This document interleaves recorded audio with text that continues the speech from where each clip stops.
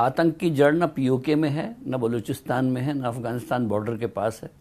आतंक की जड़ पाकिस्तान में रावलपिंडी के सेना मुख्यालय में है और वहीं से सारे आतंकियों का, उनकी तंजीमों का, पूरे इंटरनेशनल लेवल पर चलने आतंकवाद का, इन सब का जो डोर है, इन सब की जो जड़ है, वो पाकिस्तान की सेना मुख्यालय में है।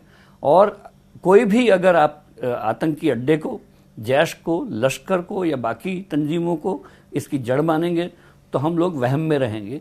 और मुझे इस बारे में कोई वहम नहीं है कि जो कुछ इन तंजीमों के जरिए कहीं भी आतंकवाद कराया जाता है उसके पीछे कहीं ना कहीं पाकिस्तान की सेना होती है और असली जड़ वही है।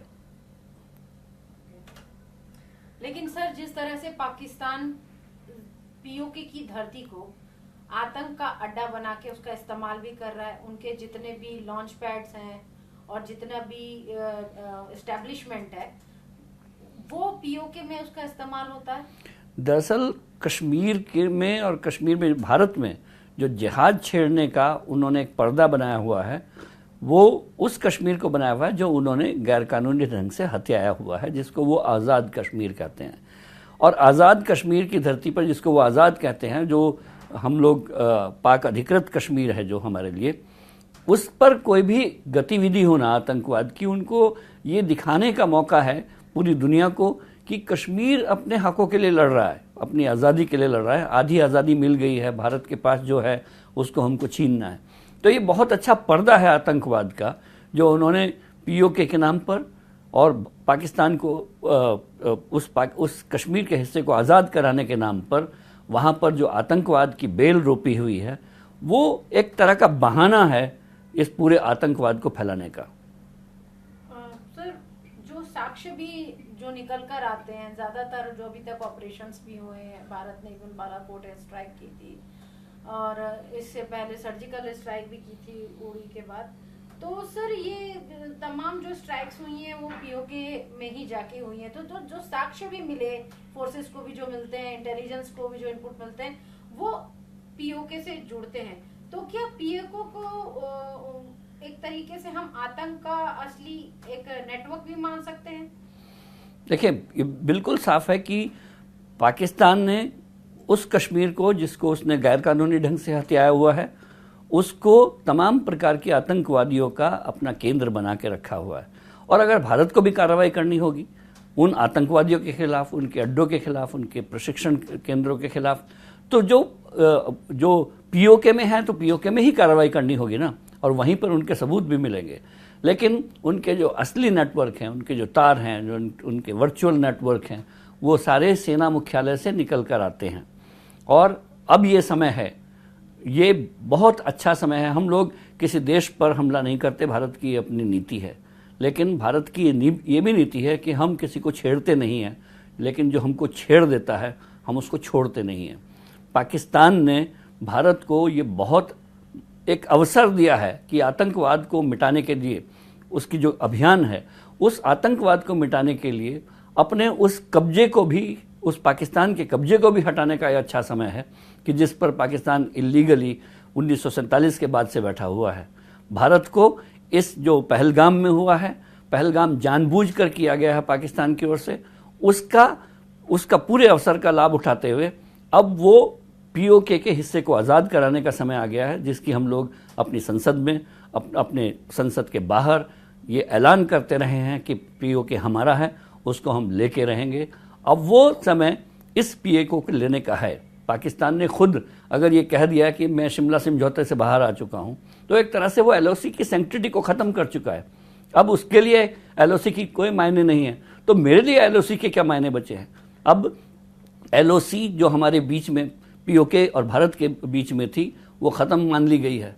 तो अब भारतीय सेना को अपने उस हिस्से पर जाना चाहिए जो हमारा है, लेजिटिमेटली हमारा है। और पाकिस्तान ने जो अपनी शामत बुलाई है, अपनी आफत बुलाई है और इस युद्ध को न्योता दिया है, उस न्योते को अब स्वीकार करने का वक्त आ गया है। सर, अब इस विषय से अलग है सवाल हमारा, मतलब विषय मतलब तो यही है, लेकिन ये टॉपिक नहीं है। ये मेरा तीसरा सवाल यही था जिस पे आपने जवाब भी दे दिया पीओके वाला।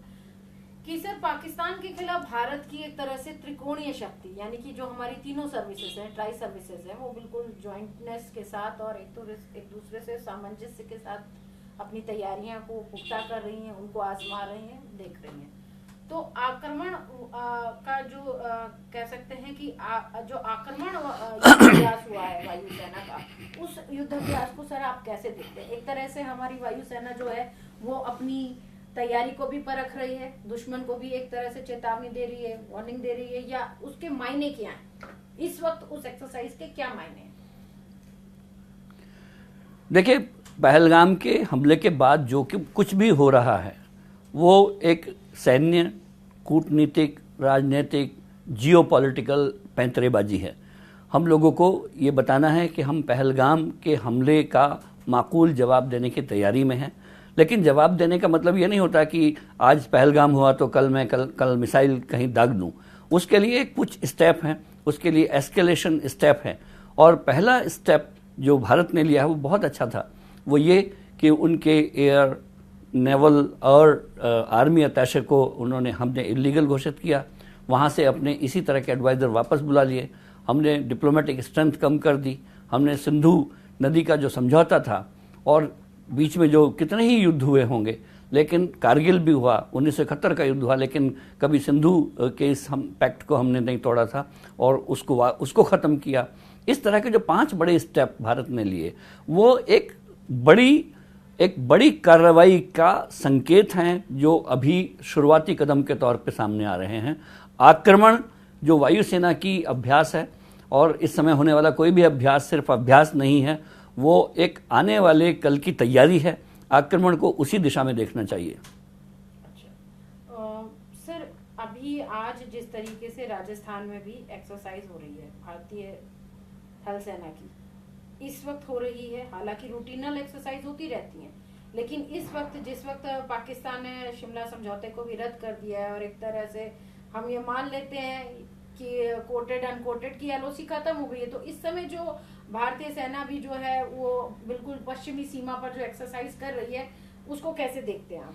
आक्रमण हो या पश्चिमी सीमा पर भारतीय सेना की एक्सरसाइज हो, या कश्मीर में इस समय जो काउंटर इंसर्जेंसी के ऑपरेशन चल रहे हैं, जिसमें 2 घरों को, आतंकवादियों के घरों को बम से उड़ा दिया गया, विस्फोटक से उड़ा दिया गया, ये सब एक ही कड़ी का हिस्सा हैं और वो आने वाली कार्रवाई का एक छोटे छोटे संकेत हैं जो आपको इस समय मिल रहे हैं। अभी बहुत कुछ होना बाकी है। जो पहलगाम में पाकिस्तान के तत्वों ने किया है, उसकी कार्रवाई, उसके माकूल जवाब अभी देना बाकी है। ये उसके शुरुआती कदम भर हैं, लेकिन एज ए सामरिक विश्लेषक के नाते मेरी सरकार की और हमारी खुद की एक उलझन ये है कि पाकिस्तान, जिसको हमने उड़ी में सर्जिकल स्ट्राइक के बाद और पुलवामा के जो हमला था उसके खिलाफ बालाकोट की एयर स्ट्राइक के बाद, जब ये बता दिया था कि भारत इस तरह के किसी हमले को बर्दाश्त नहीं करेगा और हम कोई भी ऐसा हमला होगा, ऐसा आतंकवादी हमला होगा तो उससे कई गुना ज़्यादा चोट करने वाला भारत प्रहार करेगा। इसको जानने के बावजूद पाकिस्तान ने पहलगाम की घटना की है, यानी कि उसने एक चाल चली है और वो हमारी चाल के इंतज़ार में है। यानी कि उसने एक जाल बिछाया है जिसको वो देखना चाहता है कि भारत इस जाल में कैसे आए। हमारी प्रॉब्लम, हमारी सरकार की प्रॉब्लम ये है कि इस जाल में फंसे बिना अपने प्रहार पर ध्यान दें और ऐसा सबक सिखाएं कि पूरी दुनिया सिर्फ हमको इस रूप में देखे कि हम शांति के लिए चाहते हैं, हम आतंकवाद के खिलाफ हैं, हम पाकिस्तान के खिलाफ नहीं हैं। तो एक कैलिब्रेटेड अटेम्प्ट जो एक हमारी सरकार का होगा, सैन्य बलों का होगा, उस एक कैलिब्रेटेड अटेम्प्ट की रूपरेखा तैयार की जा रही है। यानी कि सर आप कह रहे हो कैलकुलेटिव अटैक करना चाहिए भारत को। सर देखिए, भारत अटैक नहीं कर रहा है, भारत तो सिर्फ जवाब दे रहा है। हम अटैक तो उन लोगों ने किया है।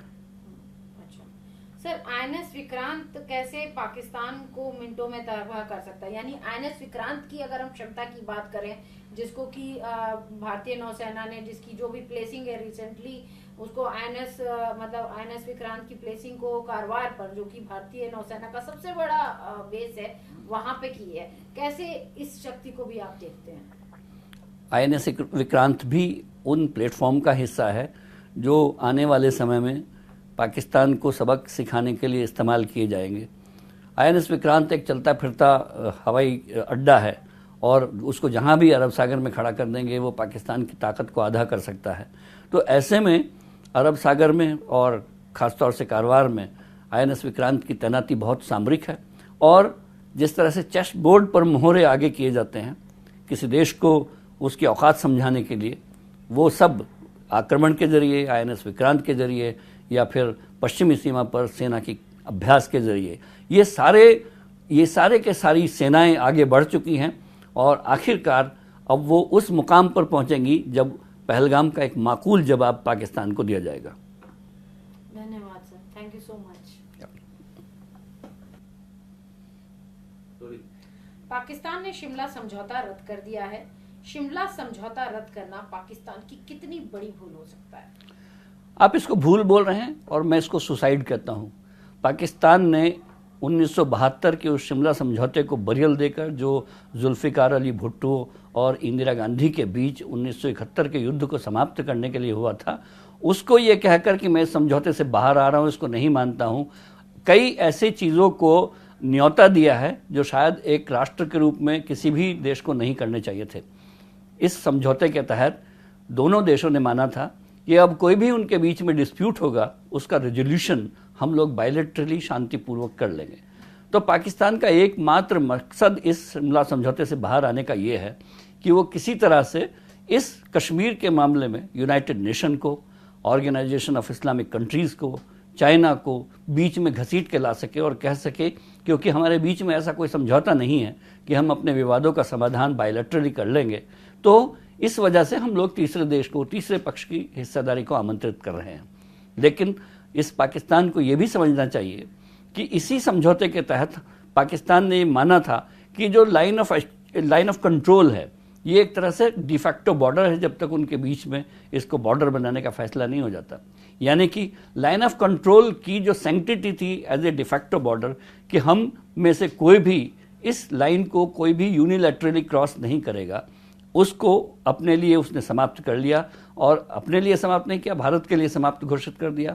अब भारत जब चाहे इस LOC को क्रॉस कर सकता है क्योंकि पाकिस्तान खुद इसकी सैंक्टिटी को नहीं मानता है। तो हमारे लिए तो पहले से ही इसकी कोई सैंक्टिटी नहीं थी।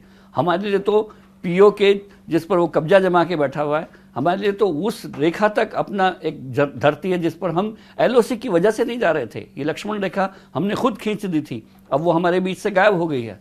तो पाकिस्तान का ये सुसाइडल मूव है।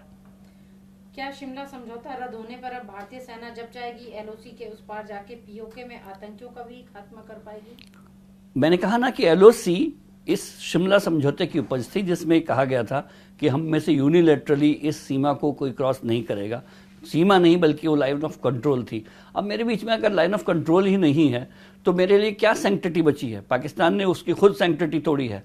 अब हमारे लिए मैदान खुला हुआ है। अब POK की आखिरी सीमा तक जहाँ तक पाकिस्तान ने हमारी कश्मीर पर कब्जा जमा रखा था, वहाँ तक का मैदान मेरा है, मेरे भारत का है, हमारी सेनाओं का है। और अब भारत को कोई इंतज़ार करने की आवश्यकता नहीं है, खुद पाकिस्तान ने इस रेखा को मिटाया है।